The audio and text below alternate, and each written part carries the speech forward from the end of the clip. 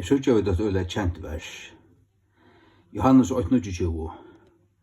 Men legg merke til, her stender «Sui Guds lampe, ikke komme at han har sui».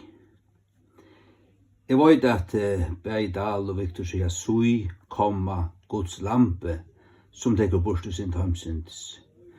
Men King James, enska og førska, sier bare «Sui Guds lampe». Her det moner da. Sagt du, i folkeskolen vil vi verre ikke lært å hoksa, vi vil ha lært idiotregler.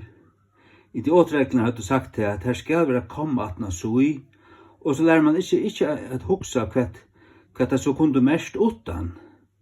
La meg si at hva det mest gjør utan komma. Ta det stender sui Guds lampe, så det kvønn du skal sutja.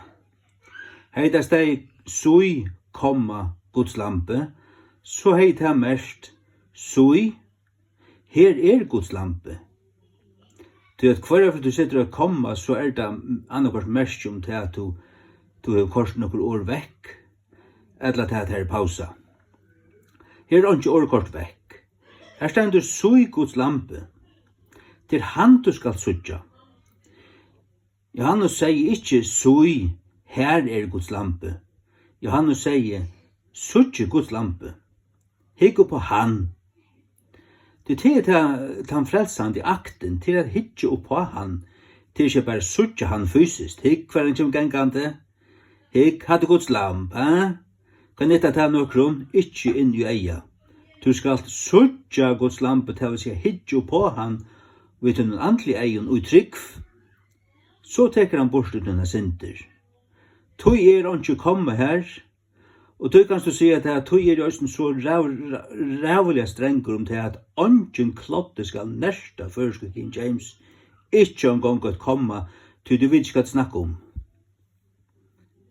At han merker altså, vi omgang komme, ta køyret og i kvønnfall, så i kvønn, jo, så i Guds lampe. Hei kommas deg, så har det vært kvørfall, sui Guds lampe. Så har det vært kvør kommer her. Og det nytter han ikke. Nei, til kvønn du skal sutja. Du skal sutja Guds lampe. Sui Guds lampe. Du han ikke komme her. Og dette bare et døme om et her. Til nekva andre dømer. Tvørst du jøkken alle bøyblene her. Slukt gjør seg galtande. Kvørst komma ivervia. Jøkken hoksa. Det via til tankt. Her ungen tilvild, ikke nekka som helst.